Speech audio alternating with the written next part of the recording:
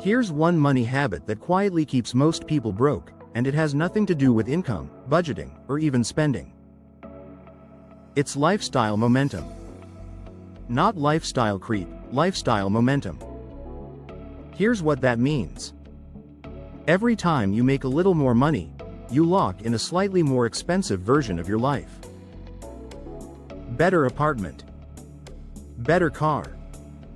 Better subscriptions. Nicer dinners. And once you lock it in, you can't go back, because your lifestyle now requires that higher income just to exist. This is why most people never escape the cycle. They're not broke because they don't make enough. They're broke because their lifestyle expands faster than their freedom. So how do you fix it? You freeze your lifestyle. Not forever, just long enough to build your freedom gap. Here's the rule. For every raise, bonus, tax refund, or new income stream, you upgrade your life by 10% and you invest or stack the other 90%. Do that for 12 months and you'll be shocked. That extra income starts compounding. Your savings rate jumps.